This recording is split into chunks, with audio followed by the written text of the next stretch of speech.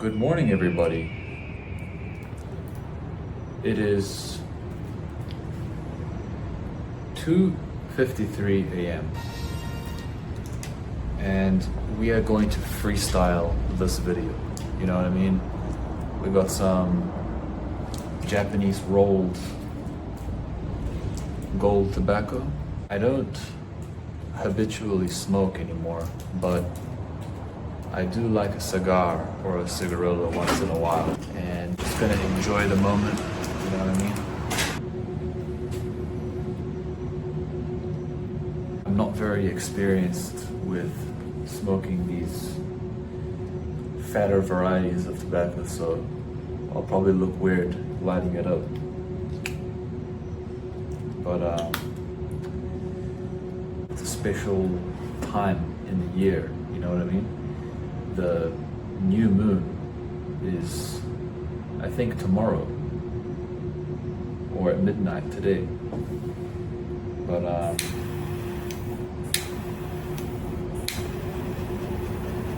you know, let's celebrate a new time in a new world with a new vision, you know what I mean?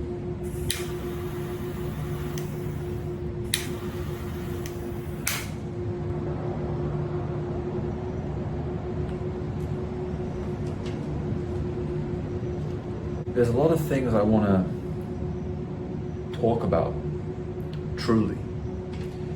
You know, this YouTube channel is something that I'm really enjoying building again. A lot of people don't really know my story and kind of what's been going on the last few years. But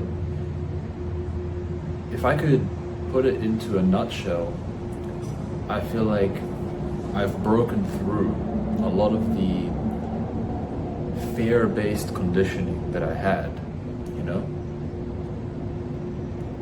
A lot of the weakness and doubt that I had about myself and about the videos that I would produce. There were so many times in the past where I would make a video and I just didn't like the way I sounded. I didn't like the way that the video was edited, and I would delete it. And I did this for a lot of videos. And reflecting on it, I think a main reason was I just didn't feel I was presentable enough, you know what I mean? I don't really talk about these things, but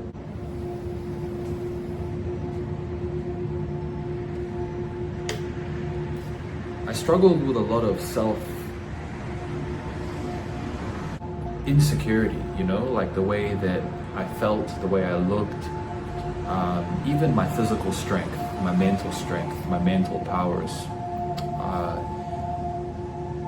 I always went through this pressure of trying to become stronger, essentially. And that process was like a very long period of my life. Perhaps the last decade of my life, I could say, was kind of just a big journey of trying to break through my weakness, the negative habits that I had. Smoking was one of them. I don't smoke habitually anymore. I'd like to make a video about the subject of drinking and smoking and how to, break free of that cycle, that negative cycle. But essentially, the whole process of coming back to this YouTube channel was the process of coming back to my true core self, which is who I know I am within. A spiritual being who has abilities and strengths beyond what my ego and what my conditioning in this life had me believe.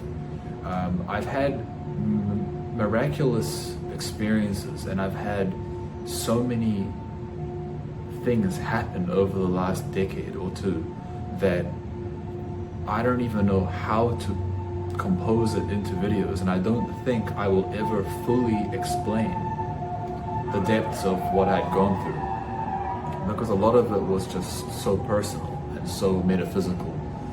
I mean, I'm talking about like real paranormal, psychic experiences, experiences that if I were to explain to the rest of the world, I think maybe it's just not a good thing, because people will probably think I'm crazy, or I've just gone too far with certain things. I have made mistakes, but the experiences I had have really forged my spirit, have forged who I am today, and I'm grateful for those experiences.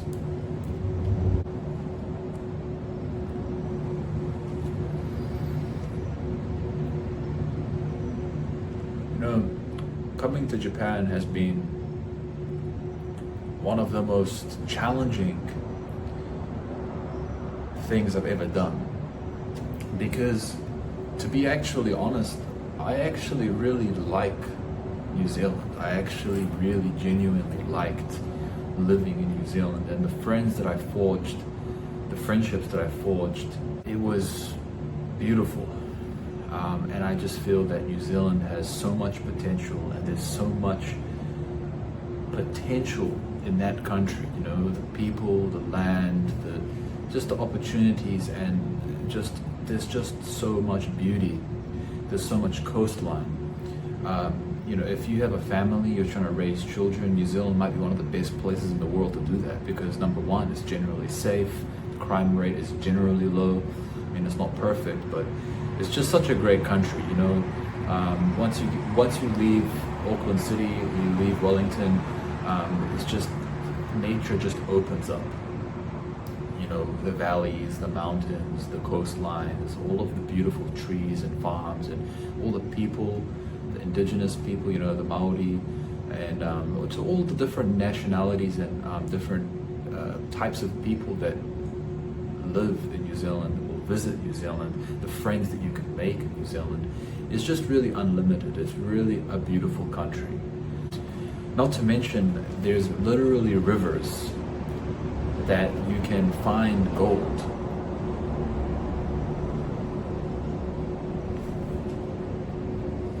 There's literally rivers that you can go to, and you can, there's literally gold. There's gold nuggets throughout the rivers of New Zealand. People say that it's been exhausted, but there are people still today they're actually prospecting professionally, and they're literally making a living of just finding golden rivers. And there's certain areas of New Zealand where there's just so much mystery, and there's so much ancient, there's ancient land masses in New Zealand. They even talk about New Zealand being kind of like the sort of visible island structure of this larger continent. We talk about Lemuria, or we talk about these ancient Zealandia supercontinents that once existed hundreds of thousands of years ago, supposedly, connecting Australia and certain parts of Southeast Asia, and India, and South India, and Madagascar, and these ancient continents, right, that used to kind of exist. New Zealand is one of those places. That's why it has this ancient essence to it. And the Maori people are some of the warmest, nicest, as well as the most spirited people that you'll ever meet. In general, islanders, Tongans, Samoan, Hawaiians, these people, they have this energy, this warmth, this humanity in them. They also have a very strong fighting spirit, which I love. I really appreciate.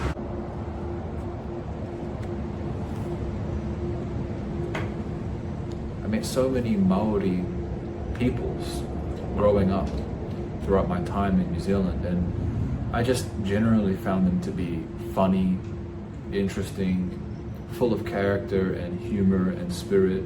And they had this depth of character, this depth of voice. They were always open about how they felt about the world and society, and the deeper values of their community and where the world was going. The thing I loved about Maori people is that, like, you know, even though they had sort of, in some sense, kind of lost to the English, and there's still a lot of, you know, tension between certain Maori tribes and, you know, the colonizers and the generations of people that came to New Zealand from Europe.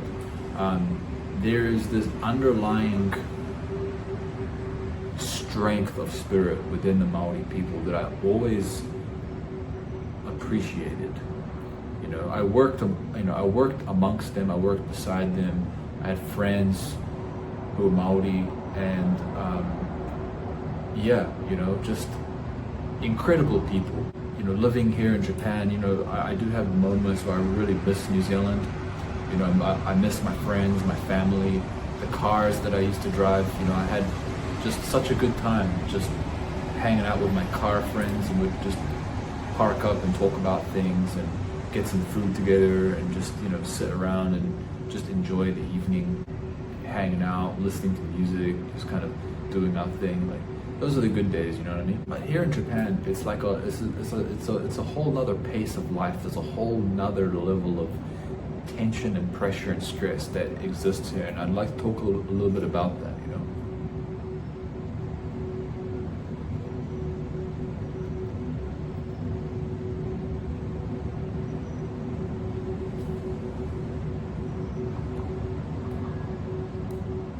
Last few years, you know, I've obviously done my research, you know, I've done a little bit of study. I'm not like natively proficient or fluent in Japanese, but, you know, I understand a lot of things, and I can speak a little bit of Japanese. I can sort of use my Japanese to survive and get by.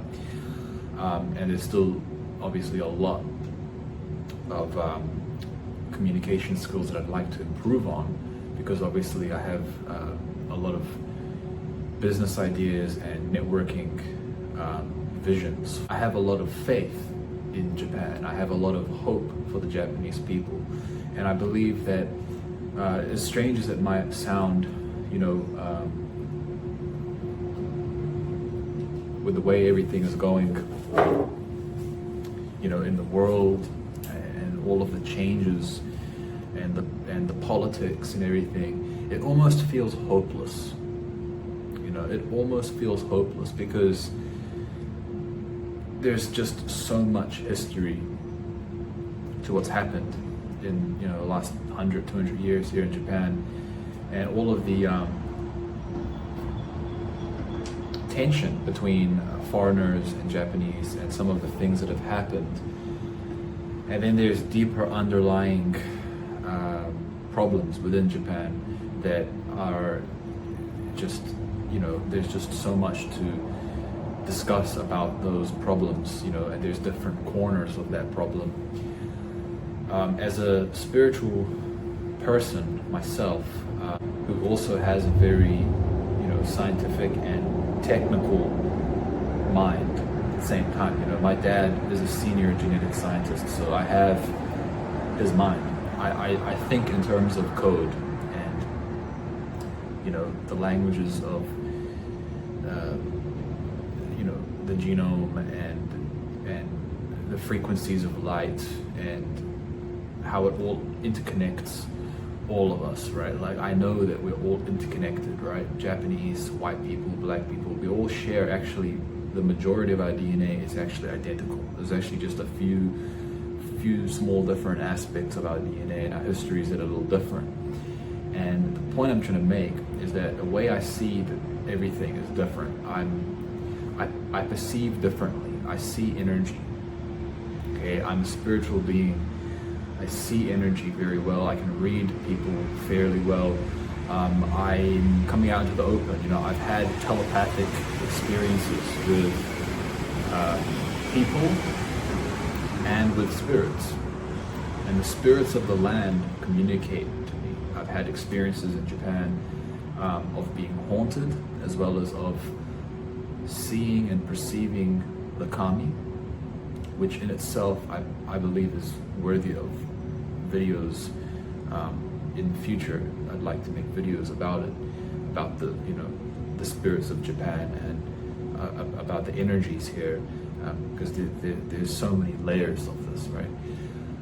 But what I'm trying to say is that Japan is an incredibly unique place, and it holds the key to humanity, and I'll explain to you why.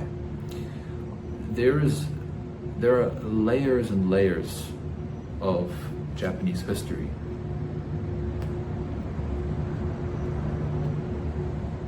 They go into the heavenly mandate, of the gods, of Okami, Amaterasu, and this whole mission of trying to pacify the earth from chaos and evil and disorder, as well as there are various curses and various challenges and issues in history that have occurred that are still stagnating the sort of progress and the spirit of common people, and the vision and the clarity of common people.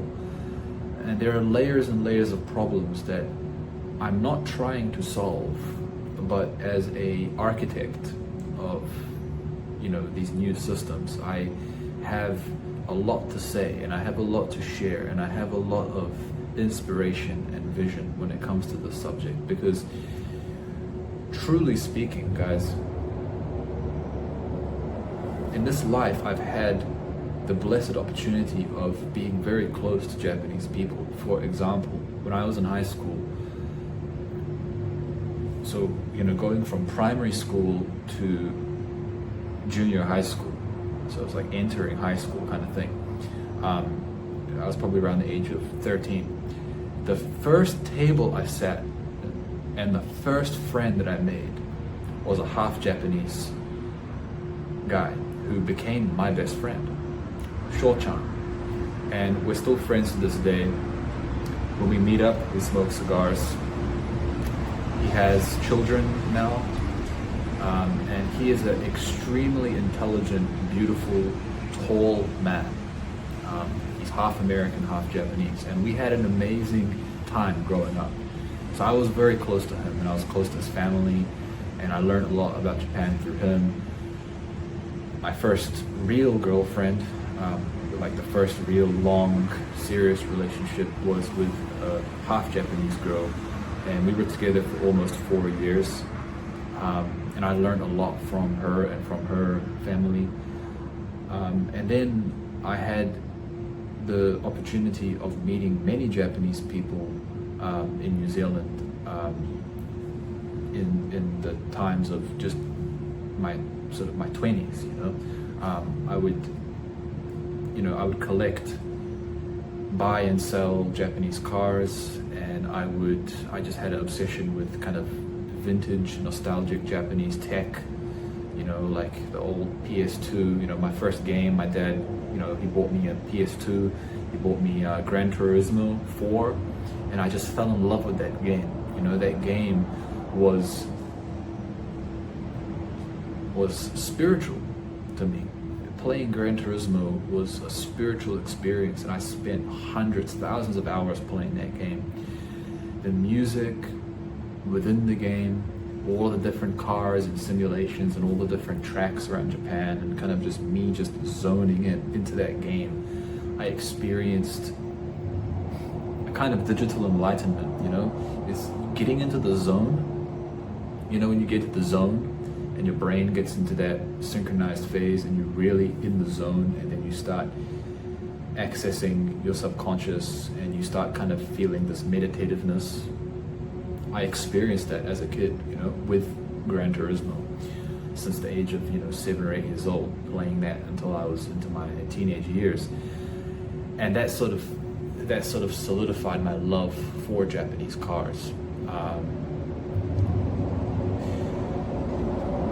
When I had the interactions with various Japanese people, I experienced a lot of perspectives, a lot of unique perspectives. I met older Japanese people, younger Japanese people. I went to these language meetups to learn Japanese, and I talked to a lot of different people. And I had the blessed opportunity of just being able to be around them, and I've realized, obviously I realized earlier on, but I can say this as well for just Eastern people as well as a whole, but they are such energetic people they have such a diverse set of talents and skills. I mean, there is talent in every race, white, black, red, yellow. Every race has talent and skills and strength, but Eastern peoples just take it to the next level. You look at, for instance, the various martial art disciplines throughout Asia, specifically China, Japan, Korea, and all of the sort of health-related, philosophies that are integrated, like traditional Chinese medicine, TCM, Qigong, Tai Chi, Zen, Budo, Aikido, Judo, and various aspects of meditation.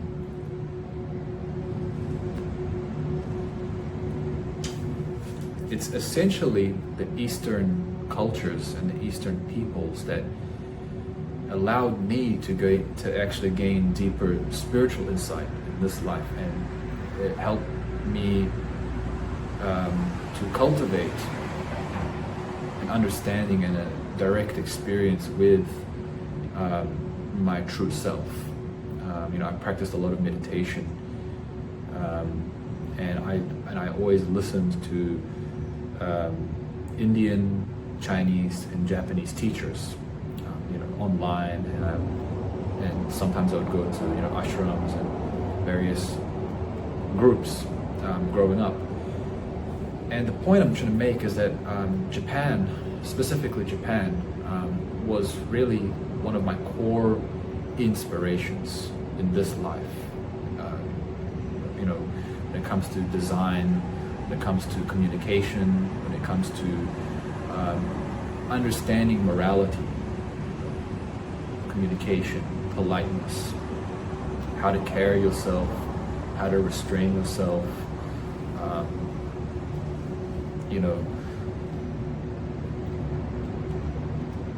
Japan and Japanese people have been one of the core teachers collectively in my life, so I really respect them and I love them.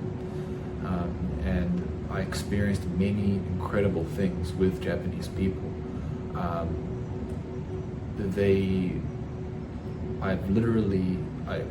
I've had experiences where I've seen the aura, the halos of Japanese people.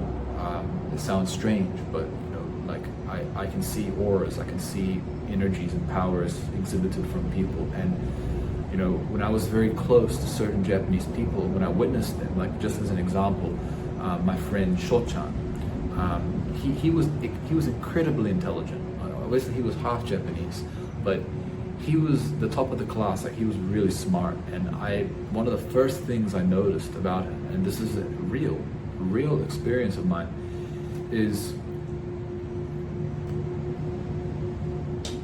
the day that I met him, I saw the aura. I saw this bright light aura around him, and I felt his kindness. I felt his spirit straight from the beginning, and that's what really clicked. It was the spiritual essence of his being, and the kindness, the hospitality that I experienced with, Japanese people throughout my life was really healing for me, and I'm sure it's healing for many people. But, we live in this world where there's so much competition, and there's so much pressure, and there's so much noise, and to feel the spirit and the zen of another person or another people's, or you go into a certain atmosphere, you go to a temple, you go to a restaurant, and there's a certain atmosphere. It changes your entire being. Do you know what I mean? So that's a major component of my inspiration with Japan, is the Japanese spirit, kind of obviously I look at the world today, and there's many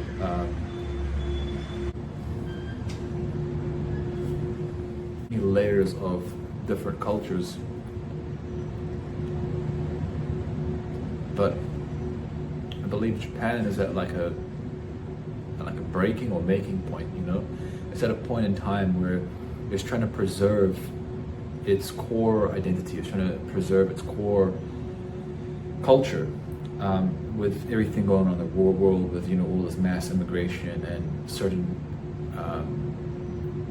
things happening out in the world, which can get very political. And I don't want this channel to be political. I don't want this channel to be, about conspiracy theories or about what's right and what's wrong in those trajectories. But what's going on in the world is really difficult.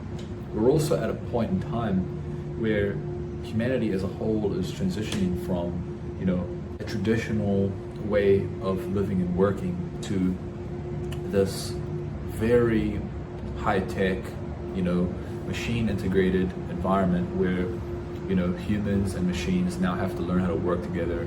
And we as the humans, we have to also learn how to manage and command the machines to make sure that the machines don't go rampant and take over the world. This is like one of the greatest things in history, one of the most challenging things in history, because these AIs and these systems and these advanced machines will be capable of reinventing and completely managing their own systems, their own everything and anything. And it could happen very quickly, and without the right breaks and without the right spiritual enlightenment from the human side, things could become very, very problematic. So my role and my mission and this channel and what this all represents is an integration. It's a full integration of my being, my experience, and it's a transparency of my growth as a person, my expression as an artist, as a developer of ideas and systems. And ultimately, I'm trying to support the world. I'm trying to support what, I'm trying to think in terms of what would I do if I could meet my earlier self. I think, I was challenged. As blessed as I was with certain opportunities and social experiences, I also faced a lot of weakness and doubt and depression and isolation at times. And I also, being an only child and having certain karmic patterns within my being and having to live through this time, these immense changes on the planet, I'm trying to model this channel in a way that would be able to, in a sense, guide someone like myself who was in that earlier phase, who didn't have a proper spiritual teacher, didn't have a proper mentor or guide for, how to really apply my creative energies, how to really apply full integrated human being. So I want this channel to be a force field of light for young people who are growing up in the world, who are trying to seek, creative stability, creative expression, networking, wealth development, spiritual wealth development, and what it really means to actually be alive as a human in this age while everything is going on in the world, of what it is to go from broken to healed and completed as a human being, because I'm at a very good place now in my life, and I'm positioned well, and I'm feeling a lot more energy, more hope, more clarity, and I have a lot of creative projects that I'm working on that I'd like to share with the world. And essentially I just want to inspire people, I want to inspire people to do the same as I'm doing, fully get into the creative force field, and access the mastermind, which is this deeper state of our consciousness, and then work as a whole, work globally, work universally with everyone, so that we can help solve some of these more difficult problems in society, whether it's in Japan, whether it's in America, whether it's in Europe, whether it's whatever it is, New Zealand, wherever it might be. So view this channel as an archive. I view it as almost like a flawed archive of my own being, of my own creative projects. I don't really want this channel to be perfectly polished. I want this channel to be original. I want this channel to be really as original as I can make it to be. And like, there are many things I haven't told people. There's many things that I may never really tell people. But for a very long time, I was really afraid. I was really afraid of what would happen to me, because like growing up, I had experiences, like I really had some really, really difficult experiences, more with the psychic, spiritual aspect of life, like, being haunted, having people use magic against me, and like I had people approach me in this life who were genuinely dangerous, like flesh and blood demons. And I had people, I had situations that I don't even feel comfortable even fully talking about, but I really fought. I fought for my life, I fought for this channel, I fought for my independence, my spirit, my mind. I rebuilt myself. I came back from the underworld. Like, I literally came back from death. Like, I had near-death experiences, more times than I can count my fingers. I was extremely sick at some points of my life, hanging by a thread. And with the cosmic forces, real intervention, I was resurrected.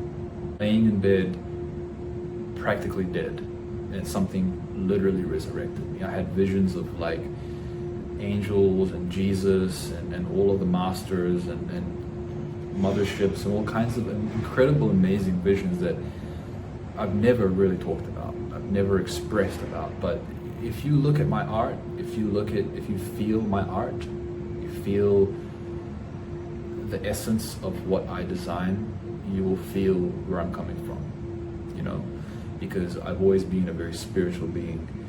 As a kid, the first thing I would ask people, when I was 5, 6, 7 years old, I would go up to kids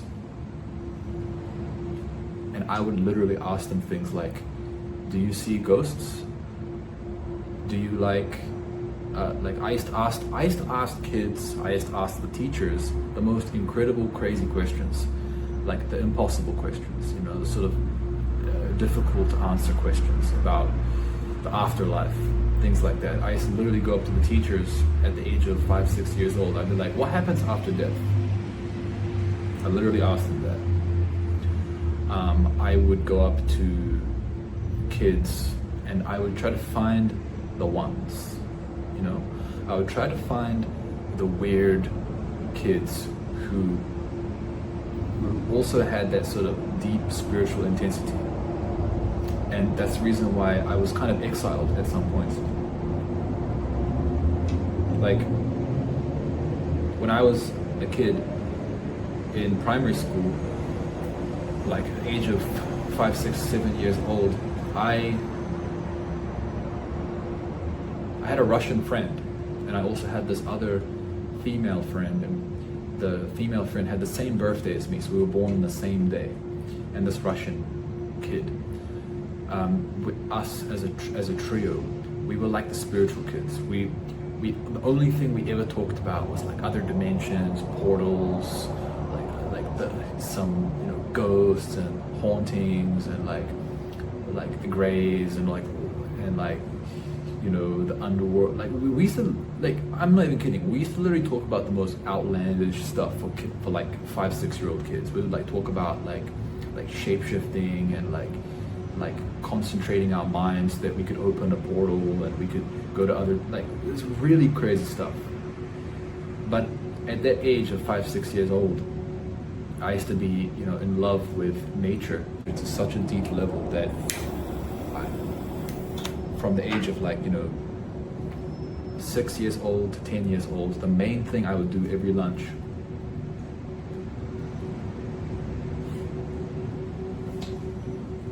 is I would literally go to the library. I would read about every single book. They'll talk about the mysteries. Every single book they'll talk about high-tech miniaturization, anything that was weird, especially the books that talked about, there were these mystery books that were talking about interesting. They had these little books, is it real? Just absolutely fascinated me, and I used to be obsessed about it. But at the same time, I also, all of the encyclopedias of nature, every single system of life, minerals, plants, animals. I would read about everything, especially the picture books. I would try to memorize every single system of life. I try to understand about every single country, every single culture, every single encyclopedia in the library I would read.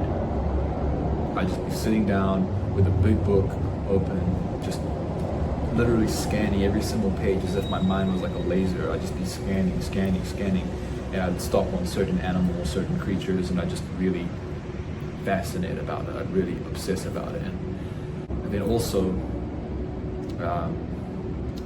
I had visions. So it's a really big part of my life, but I had many visions,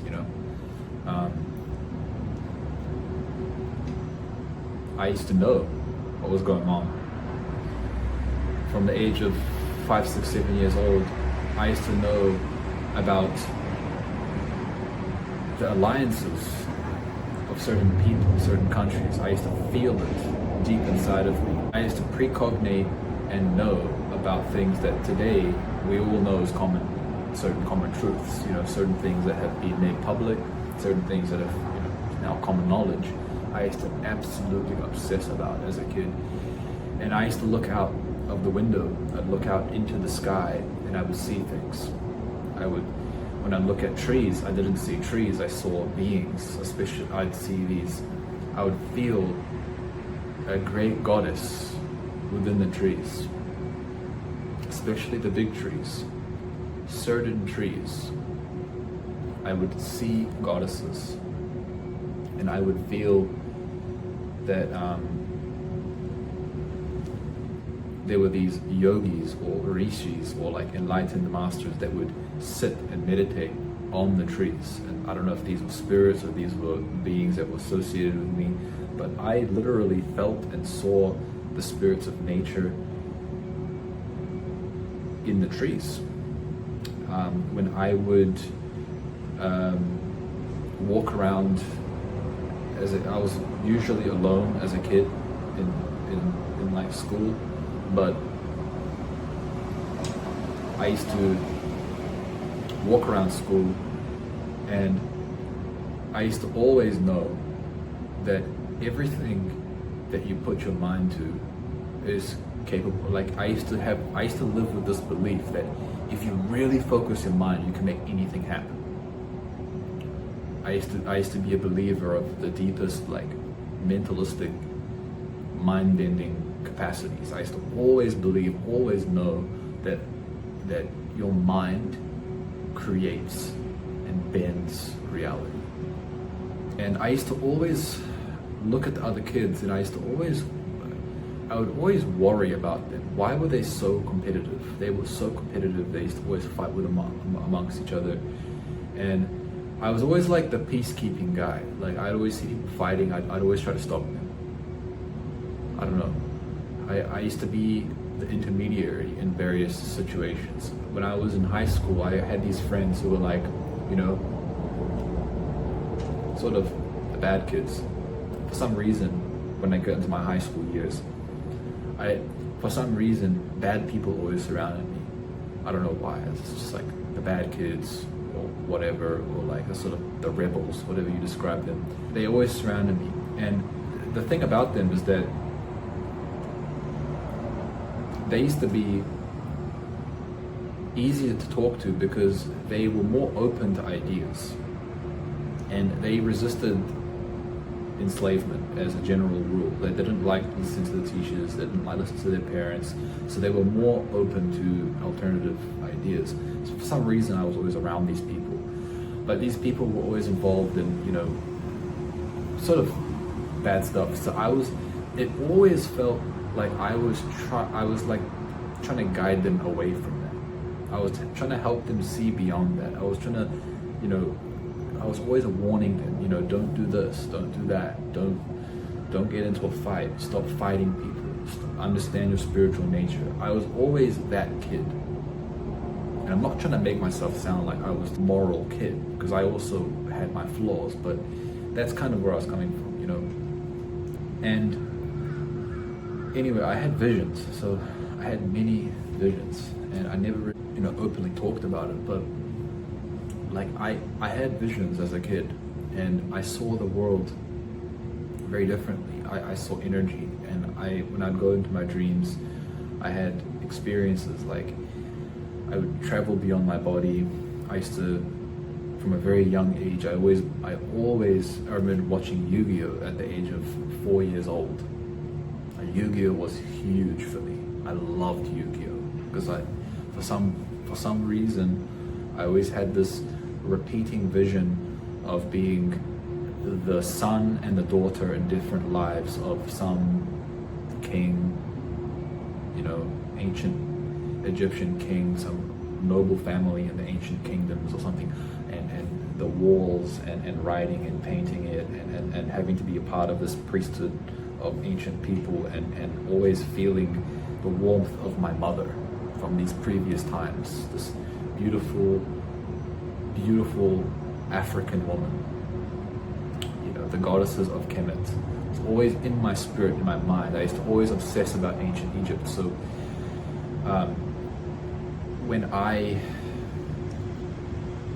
saw Yu-Gi-Oh at the age of 4 years old, and I saw Yu-Gi with, like, you know, the little eye, the millennium symbol, you know, the key to the millennium, and you know, using the cards and summoning the monsters, and then the sort of storyline of Yugi and his grandfather, and how it's like he was always in the spirit realm. He'd always like remind Yugi that you can do it, that it's all a mental game. And this elements of kotodama in Japan is this, you have these concepts of kotodama, right? The power of the spirit, the power of the word, and how in a sense Yu-Gi-Oh was more than just some random anime series. Yu-Gi-Oh was an interface with other dimensions, you know, and Yugi having to go against, you know, the evil forces, and then his friends, and all these different things, and the dragons, and all these different things. These things struck deep chords within my spiritual nature for whatever reason. So I was a huge Yu-Gi-Oh fan growing up, but I had visions, and I used to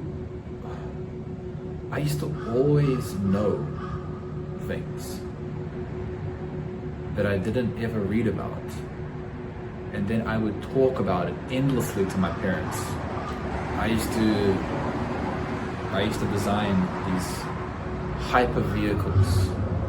So that's a major part of my artwork. My 3D art is I create these vehicles, and these vehicles, they have their own story, their own conceptual, you know, functions. But as a kid, I was obsessed with, you know, various aspects of the spiritual dimension, and I always saw them, whether you know what I mean, them, you know, the others, okay, you know, I'm not going to go too deep into it, but I saw them, if you know what I mean. I used to be very aware of them, and I saw them, and they visited me. I used to go underneath my bed. This is from the age of 4.5 years old. I used to go underneath my bed. I would cross my arms like this. I would close my eyes. I would go into, the reason why I would go underneath my bed is because it was darker. And I used to imagine myself in like a capsule. And then something told me, there were these bright orbs, these spirits that would surround me. And they used to tell me, go within yourself and access the field, the oneness. So that's what I did. I went within myself, I accessed the field, I closed my eyes, and I looked up. So like, it's kind of like, you know, I was activating. I would start seeing these pulsations, these sort of pulsations, and I would see visions of Buddha and the ancient Egyptian masters. I would see different aspects of time. These orbs told me about this bright blue center within your mind, and I had the vision of, you know, the Wajet, the ever spring of protective eye of Horus or Heru. You know, this vision of this glowing center within my mind, and the abilities that it has to, with visualization and with spiritual travel and with essentially spiritual communication with other dimensions. That was taught to me underneath my bed. And I took it very seriously. I thought this was the most important, most critical thing. When I would go underneath my bed, sometimes I would imagine buttons and stuff, like I was in some kind of like time machine or time capsule. And I used to believe that time travel was possible through this field and access other dimensions as a kid. And this was just natural to me. Growing up, I also had a lot of spiritual attacks. You know, I had these beings that were standing at my doorway, and I used to always see them. They used to be always involved with blocking me. They used to always block me, or they would try to get me into a state of fear. And they used to creep me out because they'd always be standing around me just staring at me. I used to get agitated, and I used to feel this immense, fierce, Bushido type spirit, this sort of angry Japanese spirit within me trying to unleash force at them, because they were always blocking, they were always standing in the door. And to feel very, I wouldn't say threatened, but I used to feel very uncomfortable because they would always be standing there.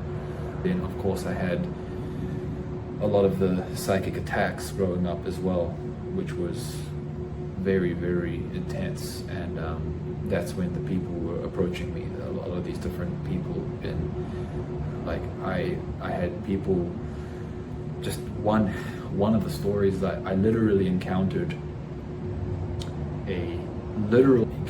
people who were either trying to contact me or they were trying to prevent me from doing something. There was this imposing feeling of doom from the age of, like, I don't know, maybe 15 to 16 to 25, where it felt like my entire life revolved around trying to either hide or trying to fight these beings. And these beings always either appeared in spiritual form or they appeared as actual people possessed. And also people at a distance from me or trying to influence me. I was fighting for my life. I got into a car crash, not once, but 3 times. Friends around me disappeared, stopped replying. Some people passed away, especially during the Hobbit era. It was very difficult. I had it 3 times. I had Lombard. And I thought that my life was coming to an end because it was like just layers and layers of stress, attacks, and everything I can to keep myself strong so that I could have a life. I had real spiritual battles with with beings that I can't even fully describe. I had dreams where the beings, they had these sort of, but they're not fully human, and they're always speaking in this weird language, where they're always using these different methods to affect my subconscious or trigger certain aspects of my subconscious or implant memories or block memories. It was real psychic warfare. And ultimately my Mahashakti was activated. I practiced meditation since a young age, so I developed certain strategies to shield myself. I used a lot of energy to keep myself strong. I used a lot of my chi or shen. People were afraid of me. Some people thought that I carried some energies around me. And when I would walk into a room, when I'd come into a restaurant, when I'd be around certain people, I feel like I would just shake them, because I had this of psychic attacks and a combination of a powerful force that was being cultivated around me to protect me. It was a very challenging time. I would go to work, my managers, the people I worked with, there was always something off. Like, I tried to be normal, I tried to get along with people, I tried to be as professional as I could be, but on the inside I always felt like this wasn't my path. I wasn't supposed to be working a normal job. I wasn't supposed to be just in a corporate environment. I worked multiple corporate jobs. I always felt different. And in the recent job that I had, I was one of the administrators, the biggest telecommunications company in New Zealand. I worked for One NZ, which is formerly Vodafone. I worked as the car park administrator. So it's a big corporate car park, I did all of the parking and valet and cleaning and stuff like that. This African guy, this really beautiful, strong African guy who worked for our company. In fact, I worked for Canon Business Services, but we were fulfilling mailroom and certain administrative roles for different companies, including this telecommunications company. So I was right there with the biggest, this company, Canon Business Services, is the most trusted business service provider for all of the big banks in New Zealand, all of the telecommunications companies, all of the big ones for New Zealand. And Canon does a lot of stuff for the rest of the world. But it was interesting because in this role, I literally talked to people who were in the upper echelons of the tech industry of New Zealand. And we had a lot of interesting people, a lot of really great people. And at the time, I had two managers. We had resistances. I had a lot of resistance with them. They got along with me, but it also felt like they didn't want me to continue working at Canon for whatever reason. I was getting way too close with all of the tech guys, and we'd have the buzziest conversations. We would talk about all kinds of stuff. I'd sit down in the cafeteria with some of the big guys, and these dudes are literally sitting up like the big cell phone towers and doing all of the cabling, all the fiber optics, all of the testing for all the new iPhones, like New Zealand's best when it comes to tech. Some of the best people, I talked to them, met them. I had my own little office, and I just talked to people, and I had a lot of freedom, and I had a lot of, I wouldn't like to say power, but I had a lot of access to information and people. And I think that I was so good at my role that my managers didn't like it. They made lies about me. They tried to get me out of the company.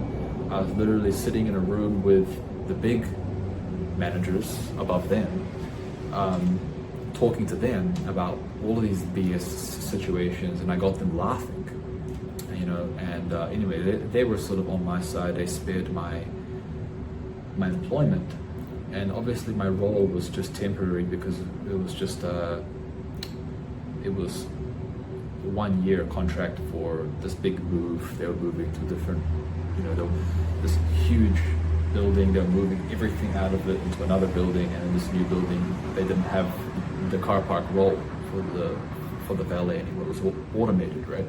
But I talked to a lot of people. I talked to a lot of guys. I met a lot of really interesting people, and we had the coolest conversations. It was a blessing. It was a really good time. This was the most recent job I had before I came to Japan.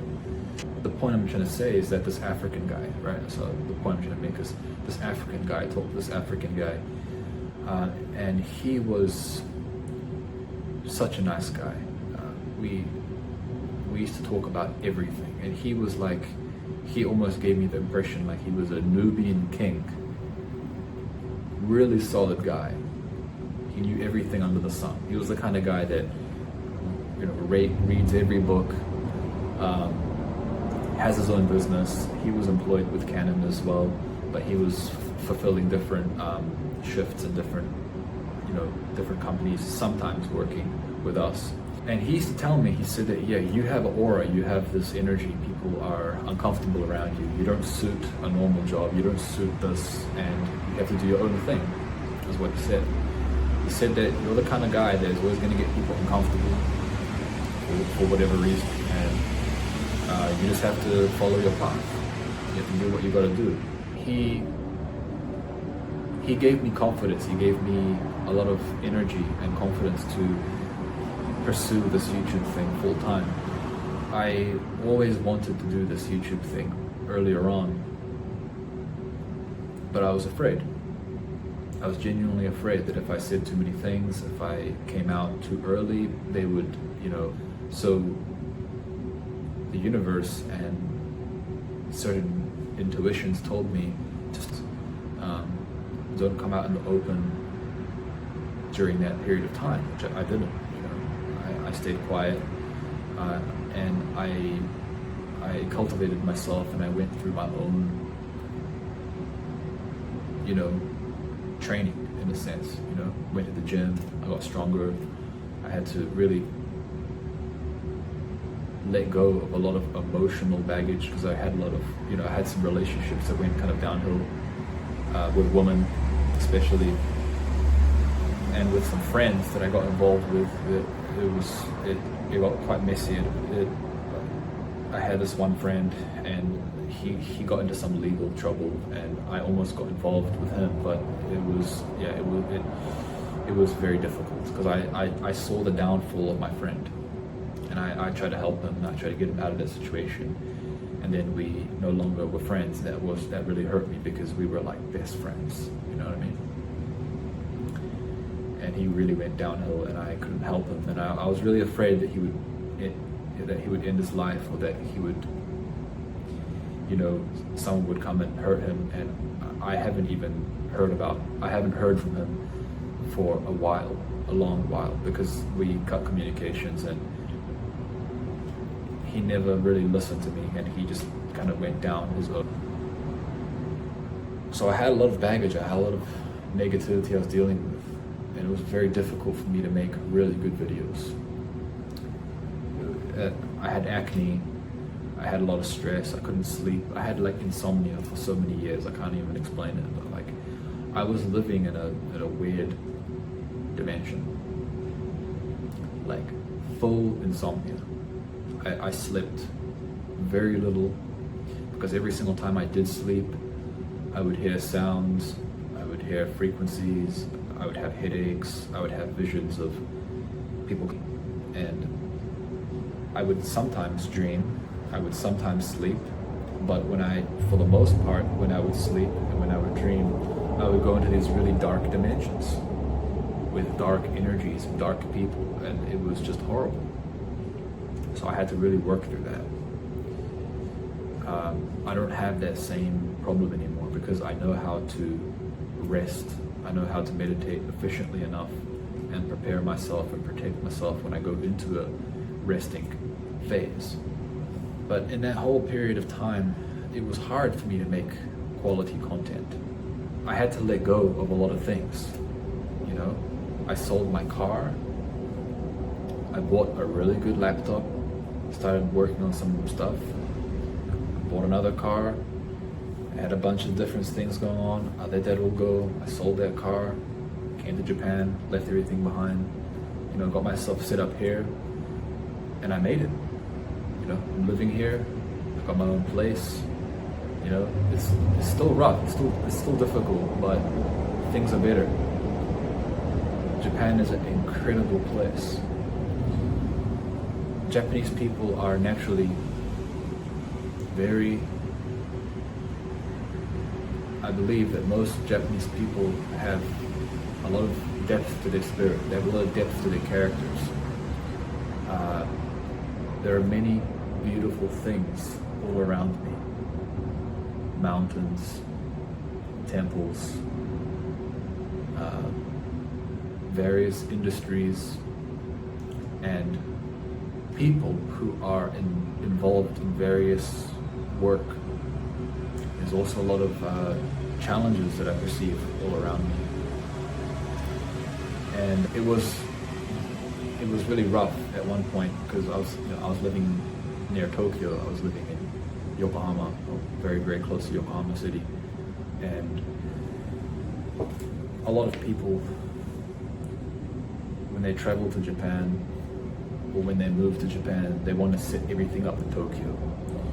And what I come to realize is that it's very difficult. It's very competitive. If you have the money, good. If you can start a business and do your thing, very good. Tokyo is a very dense place, energetically.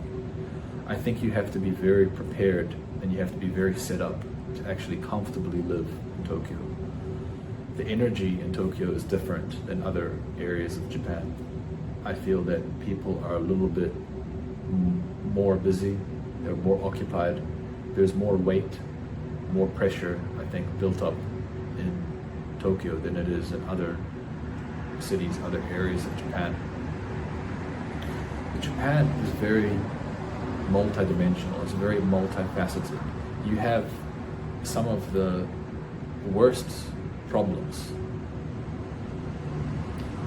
and you also have some of the best systems coexisting. It's like, I like to put it into words. This is the middle kingdom, right?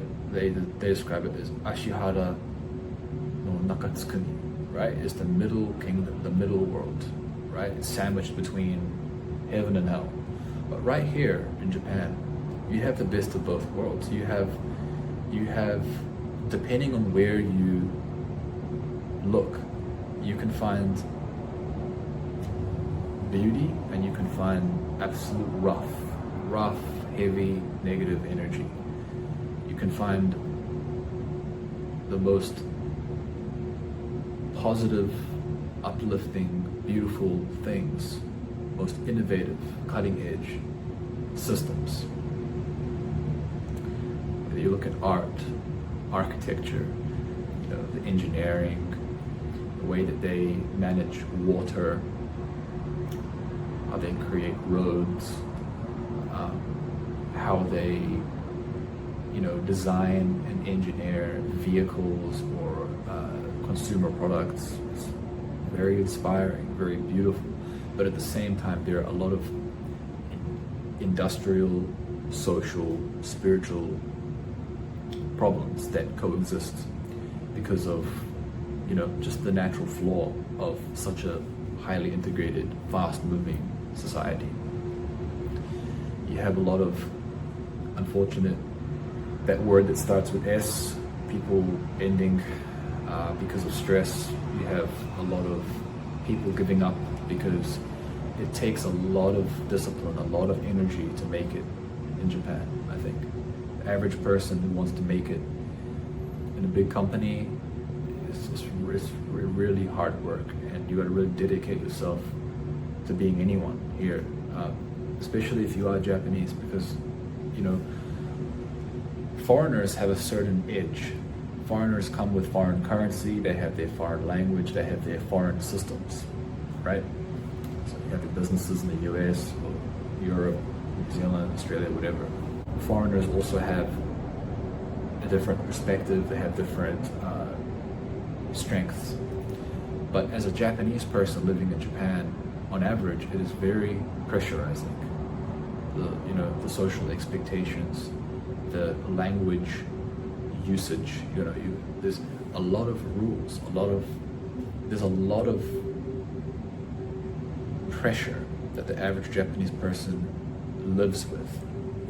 And God bless their soul, but the karma is heavy because there's layers and layers of history. I don't know how much you know, but there are historical episodes in Japanese history. Since the time of the gods, and then all of the conflicts, all of the wars that went through, the curses that were inflicted, the fallen soldiers, and all of the stories. There's certain places that you'll visit in Japan where you'll feel the weight, and it's a real thing. That's why you have to be very spiritually guarded, in my opinion, to really live and move around Japan, especially if you're a sensitive person. Japan has many, many layers of many layers of spiritual karma and weight that you have to be very cautious of. You have to realize that Japanese culture, Japanese people have their own they have their own set of karmas to work through, the same way that everyone does, whether you're European, American, Islander, whatever it might be. There are historical, ancestral things that you have to be aware of. And it's like a very delicate process because as a foreigner, especially a foreigner who has a little bit of sharpness and certain skills or a certain way of speaking or a certain way of moving, you have to be very careful with how you present yourself in Japan. For example, if you clearly don't look Japanese, you have to, in my opinion, you have to present yourself clean, shave your face, wear a suit, wear something presentable, something nice. Take extra care in your energy, take extra care with how you walk, the tone of your voice, how you stand in the train, or how you sit on the train. Don't cross your legs. Don't have your foot facing to the face of someone else. Look at people directly, especially women. Women in Japan, they're extremely beautiful, they're extremely sensitive. Models, incredibly intelligent, gifted women in Japan with incredible radiance. And obviously there are beautiful women in every country, all across the world. But Japan is special because, there are beautiful women everywhere. And you have to, as a foreigner, you have to be careful not to stare at them, not to appear creepy or weird or approach them weird. To be extremely respectful, because as a foreigner, you are an outsider. You are soto. You are from the outside. Some people might be interested in you, but you have to be careful. Not, in my opinion, if you want to gain the respect of Japanese people, as someone visiting or trying to live in Japan, you have to learn true restraint and humbleness and composure in your spirit. You have to be sensitive to people, and you have to learn how to understand who you're talking to. Is it an older person? Is it a senior within a certain company, a certain industry? Is it different types of people require different modes of communication, different tones of communication. You got to learn the silent. You have to learn the unspoken rules. You have to learn how to perceive the mental frequencies of people. And that itself is a skill. That's the reason why I personally don't think I would have been able to actually move here if I didn't have practiced meditation for a long time. If I didn't have Shochan as a friend in high school, if I didn't, have the experiences, the exposure to some of the Japanese people in my life in New Zealand, coming here wouldn't have been as smooth, because I would have maybe easily become frustrated, or I would have become very confused or very upset. But I understand now that on average, Japanese people have very deep characters, and they're very sensitive, they're very hardworking, they're very strategic with how they set their time, how they move, and they prefer to play safe. They don't like confrontation. They don't like to speak openly and honestly, speaking too directly, speaking too broadly, speaking too openly and too strongly about certain things, political, spiritual, personal, whatever it might be. It gives off an unrefined character, because the true Japanese personality and Japanese communication at its very core, in my opinion, is poetic, it's subtle, it's spiritual communication.